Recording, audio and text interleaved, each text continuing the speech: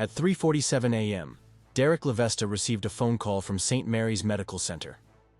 The intensive care unit nurse informed him that his sister, Kesha, had been admitted after a traffic collision involving a police vehicle. She was intubated and unresponsive. Imaging showed a cervical fracture at the C5 to C6 level with spinal cord compression. The neurosurgery team placed her on mechanical ventilation and noted that the prognosis included a high risk of permanent paralysis, even if she survived. By 4:30 a.m., Derek was at the hospital. He signed paperwork to authorize emergency procedures. The physician explained that Kesha's Glasgow Coma Scale score was 6 on arrival, then reduced further after sedation. The immediate plan included stabilizing her blood pressure, preventing swelling, and considering decompression surgery if her condition allowed. Derek listened to the description of ventilator settings and blood pressure medications, but understood only the essentials. His sister might never wake up, and if she did, she would likely remain paralyzed. Near the waiting area stood 2 uniformed officers. One introduced himself as Sergeant David Davis, driver of the patrol vehicle involved. Derek recognized him. Davis had served in the Marines and occasionally visited the Eagle, a local bar for veterans. Their past encounters had been brief, but Derek considered him a familiar face. Davis told him the crash was unavoidable. According to his statement, the car had struck an icy patch on Halstead Avenue, slid through the crosswalk, and hit Kesha before he could stop. His partner, Officer Michael Kerrigan, confirmed the same details. Both stressed that the road was slick and that they had acted properly. Davis returned later that morning with flowers and stayed in the waiting area for hours. He told Derek he wanted to help cover any medical expenses not handled by insurance. He left a check with the billing office to pay for additional consultations. His words emphasized solidarity. "We serve the same country. We have to take care of each other." Kerrigan visited briefly and repeated that the vehicle had lost control on black ice. Their stories aligned precisely with the first written report Derek saw. For the first day, Derek accepted the explanation. His wife told him to focus on Kesha's survival. Relatives encouraged him to let the investigation take its course. Nurses even remarked that it was rare to see officers visit a patient so consistently. Derek concentrated on watching the monitors in the ICU and did not challenge the official narrative. The following evening he drove to the site of the collision at Halstead and 14th. Street lights illuminated the intersection clearly. The road surface was dry, without any patches resembling ice. The dashboard display of his car read 48 degrees Fahrenheit. Derek walked the crosswalk, searching for evidence of tire marks or skid traces. None were visible. He checked the curb and storm drains, looking for water discharge that could have frozen. They were dry. He placed his hand on the asphalt. It felt rough and warm, not slick. He returned the next day in daylight with a measuring tape and phone camera. He documented the distance from the stop line to the crosswalk and photographed the pavement surface.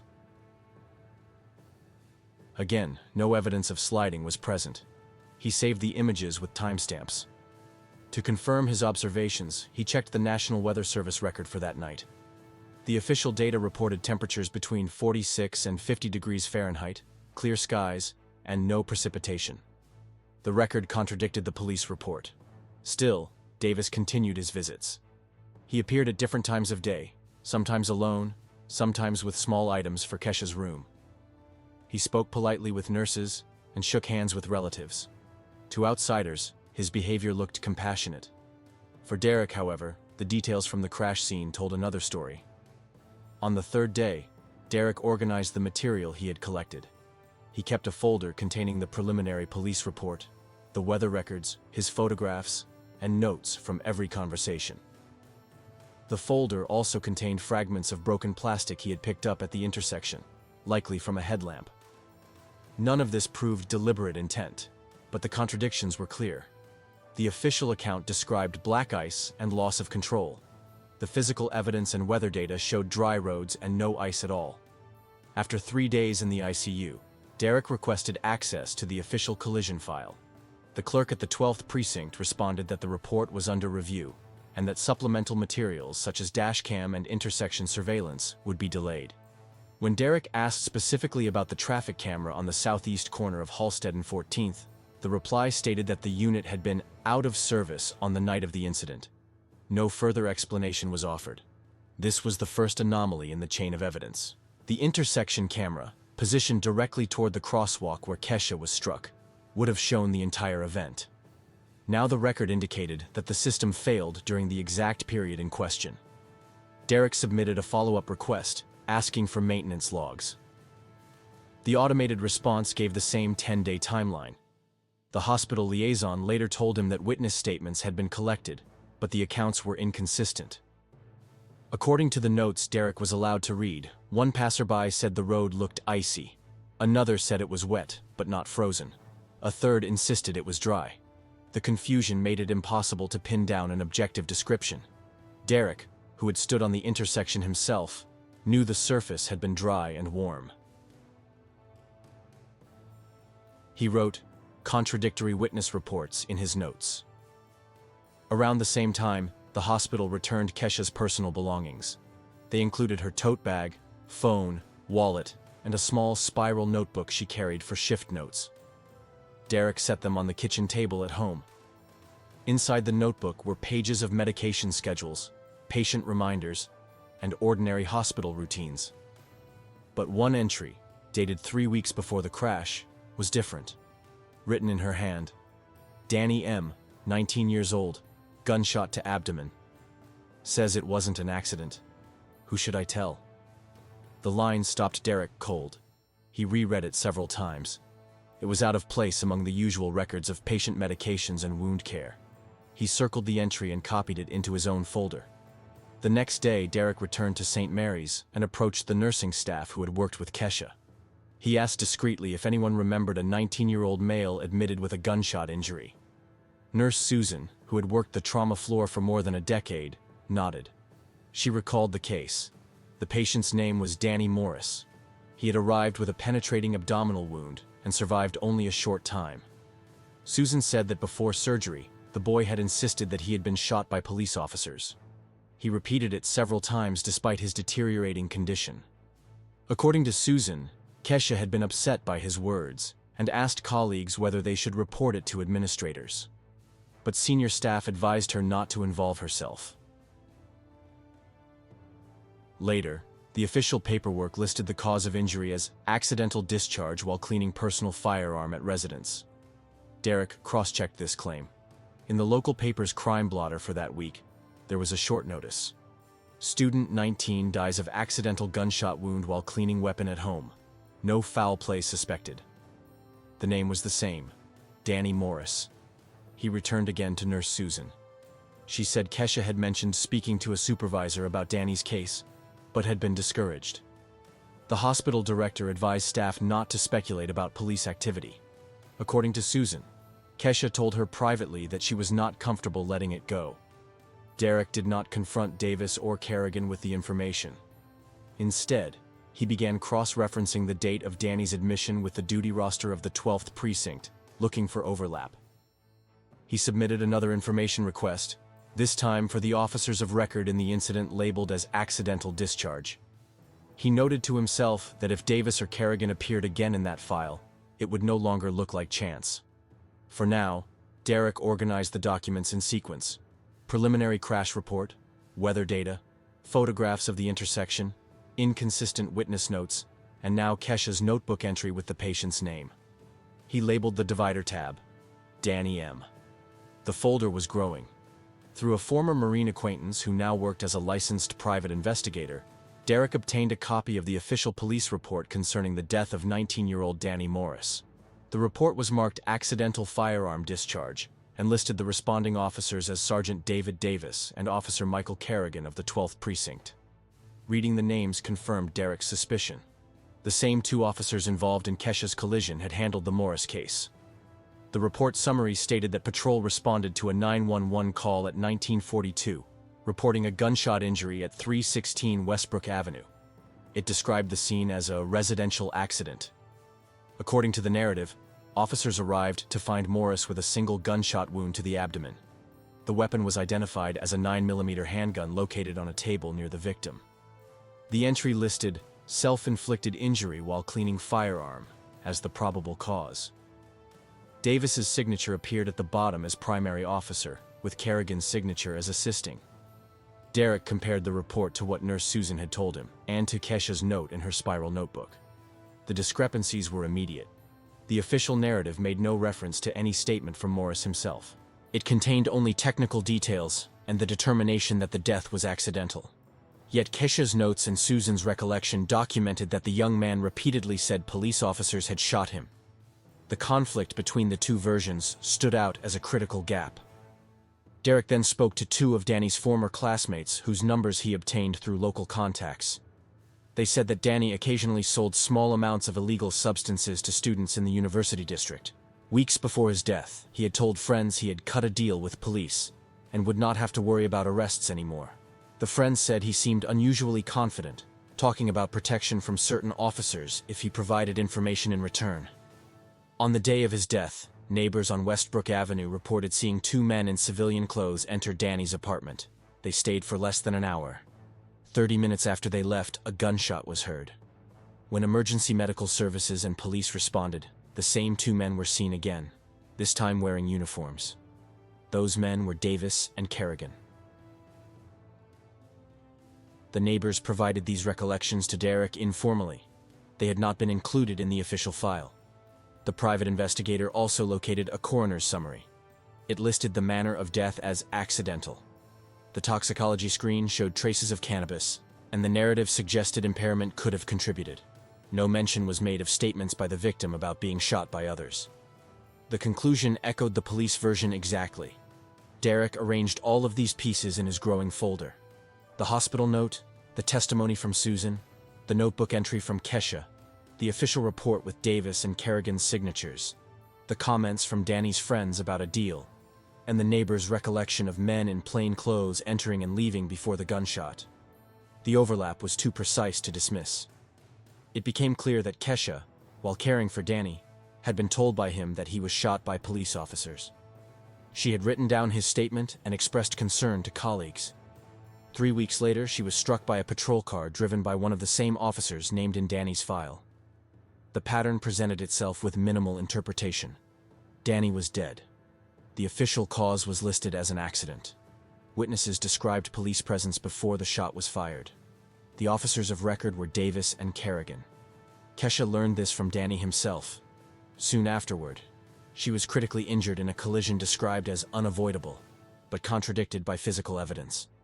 With the file in hand, Derek scheduled an appointment at the county prosecutor's office. He carried photocopies of Kesha's notebook, the police report on Danny Morris, witness recollections he had written down, and weather records from the night of Kesha's collision. The clerk logged the submission and gave him a reference number. A week later, Derek received a formal letter.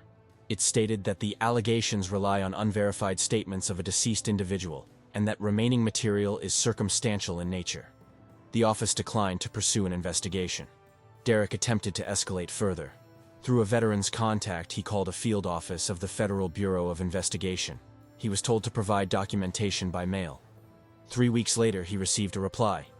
The information did not fall within current federal jurisdiction and lacked the threshold for initiating an inquiry. The rejection left him with no formal path. During this time, Derek's personal life began to collapse. He stopped showing up regularly for his job as a mechanic at an auto shop. His supervisor issued a warning, then terminated his employment after continued absences. At home, his wife accused him of obsession. Arguments became frequent. She told him he was neglecting his family, focusing only on files and notes, and threatened divorce if he did not stop. Derek's sleep declined to 2 or 3 hours a night. He drank heavily, trying to quiet his thoughts. The folder on his kitchen table kept growing. He labeled sections for collision evidence, Danny Morris, and witness notes. Each new piece of paper reinforced the same conclusion. Davis and Kerrigan were directly involved in both cases, yet every official channel rejected his claims. One evening, Davis came to Derek's house. He did not arrive in uniform. He stood on the porch and asked to come in. Derek let him enter the living room. For the first time, Davis abandoned the language of sympathy. "The kid wanted to frame us," he said flatly. "We did what we had to do, and your sister stuck her nose in the wrong place." Derek stayed silent. Davis continued. You've got a pension. You want to keep it? Then stop. You want your record clean? Stop. Because if we have to, we'll find a bag of weed in your garage and you'll lose everything." The words were calm, but carried a clear threat. Davis left without further discussion. Derek wrote down the statements immediately afterward, recording the time as 21:17 in his notes. That night, Derek drove around the precinct area. He waited near Davis's block. He saw Davis's car return around 23:45. Derek followed at a distance. Eventually, Davis parked outside a corner store. When Davis left on foot, Derek confronted him in the parking lot. Derek demanded to know why Kesha had been targeted. Davis told him to walk away. A physical struggle broke out. Derek swung a metal bar he carried in his vehicle. The blow did not land cleanly, but forced Davis backward. Davis stumbled, fell to the pavement, and struck the back of his head on the curb. The impact was severe. Blood pooled rapidly. Davis lost consciousness within moments. Derek stood over him, realizing the situation had crossed a line he had not intended. He checked for a pulse, and felt nothing. Derek returned to his car, hands shaking. He placed the metal bar in the trunk and drove away. He knew the death would be discovered within minutes. He also knew that, regardless of intent, he had now committed an act that ended any possibility of resolving the matter through official channels. The file in his house documented months of suspicion, but the death on the pavement erased any protection he might have claimed. The investigation into Davis's death moved quickly. Within 48 hours, detectives from the homicide unit collected surveillance footage from the area of the corner store. Witnesses reported seeing a confrontation between Davis and Derek shortly before Davis collapsed on the pavement. A discarded metal bar recovered from a nearby dumpster carried traces of blood matching Davis's profile. Swabs from the handle revealed Derek's DNA. The evidence chain was established without delay. On the third day, Derek was taken into custody at his residence. Officers executed a search warrant and seized his files, notebooks, and the folder containing material on the collision and Danny Morris.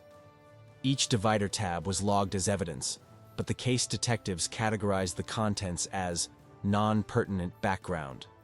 The focus remained on Davis's death. During interrogation, Derek refused to sign a confession. He described Davis's threats and the circumstances of the struggle. Detectives dismissed the explanation as an attempt to reduce culpability. They emphasized that Davis was a decorated officer with no record of misconduct. Kerrigan, now Davis's surviving partner, sat for a formal statement. He described Derek as a man with declining mental health, a veteran unable to adapt, who had developed an obsession with avenging his sister. He repeated phrases such as aggressive, unstable, and fixated on conspiracies. The prosecutor announced charges of first-degree murder. Bail was denied on the grounds of flight risk and public safety. Derek's court-appointed attorney filed motions to include evidence related to Danny Morris and the contradictions in the collision report. The motions were rejected. The judge ruled that hearsay from a deceased patient and speculative claims about road conditions were inadmissible and irrelevant to the charge of killing Davis. At trial, the prosecution built a narrative of a veteran spiraling out of control. They presented Derek's loss of employment, arguments at home, drinking, and notes as evidence of obsession. Kerrigan testified in uniform. He told the jury that Davis had cared for Kesha, paid for her treatment, and had been repaid with violence. The defense attempted to cross-examine Kerrigan regarding the Morris case. The judge sustained objections each time. The jury never heard the details of Danny's statement or Kesha's notebook entry. The folder Derek had built over weeks was excluded entirely. After deliberation, the jury returned a verdict of guilty on the charge of first-degree murder. The court sentenced Derek Lavesta to life imprisonment without the possibility of parole. Within the department, Kerrigan was promoted to detective. He received a Medal of Commendation for his service and was featured in internal newsletters as an example of resilience. In public remarks, he referred to Davis as a brother lost in the line of duty and described his own advancement as continuing the mission. 2 weeks after the trial concluded, Kesha died in the ICU. She never regained consciousness. Her death certificate listed respiratory failure as a complication of spinal cord injury. The case was closed without criminal charges. Derek received the news in prison. He He was placed in solitary confinement after an altercation with another inmate and remained there under administrative segregation. Alone in his cell, he understood that the two people who could have supported his account, his sister and Danny Morris, were both dead. For Derek, the reality was fixed. The truth was buried with his sister and the student who had tried to speak before he died.